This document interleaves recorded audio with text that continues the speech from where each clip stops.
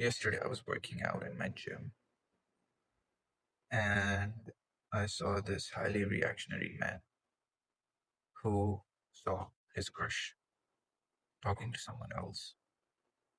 And he literally had a crash out. Not a visible crash out, not a crash out which was violent, but a crash out which I could sense within him.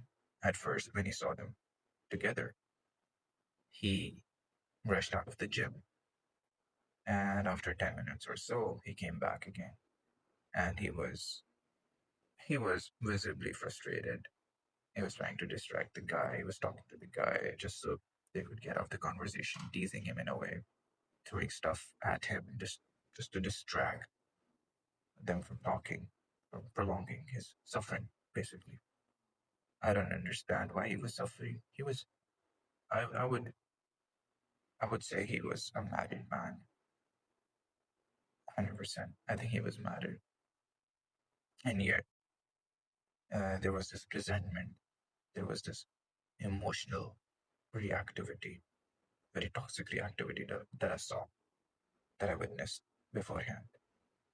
And I wish I could talk to this individual, but I could not. And yeah, I just watched him spiral onto the emotions that he was feeling, and he was just acting on it. He was trying to play it off. He was just, trying to act all goofy, but he was making a fool of himself. And that made me realize just how weak and emotional men are in Pakistan. We have a masculinity crisis so deep that we are unable to think, process, and even critically analyze anything. I've seen men who, after their breakup, they're still reminiscing about the past years after the break, having their photos, talking about them, sometimes even blackmailing them.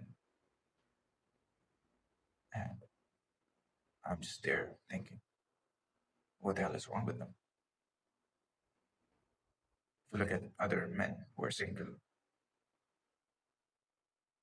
all they do is stare at women, make them feel uncomfortable, and just have this weird energy within them that you could sense. Even as a guy, I could sense their desperate need for for female attention, for female validation. And it's to a point where they've made it their own whole personality.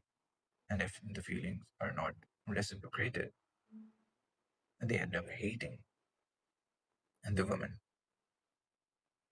And that's how we see a lot of insults in Pakistan and Karachi, everywhere I go, basically. And I think we need to do something about it.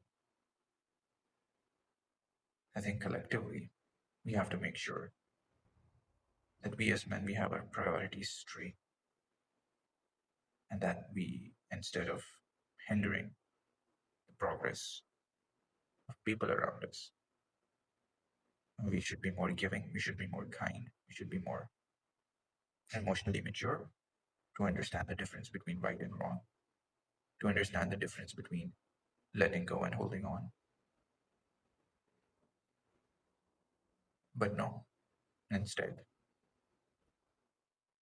we go on this self righteous path, this toxic masculinity, and this spiraling of emotions, letting emotions take control of you, not thinking things straight, not being kind, and not being yourself, not choosing your purpose, being insecure, walking like a limp dick. Things need to change, and things need to change fast, because the only way for this society, for this environment, for this collective society to improve is for us to take the initiative, and be better, be stronger, be more masculine, take care of things, make things happen, and not think about ourselves too much, and think about the things that are around us that are important for us, like family, like people, women.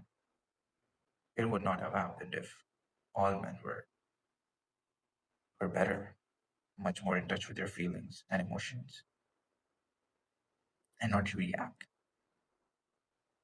like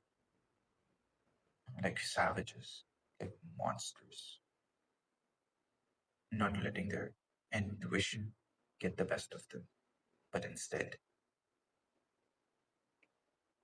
venture into their own heart and be a better individual, be a human first, and then be a man. So yeah, things have to change, otherwise the society is on the verge of collapse. This hatred, this tension, this useless violence against women is awful, and it needs to change. We need to do better.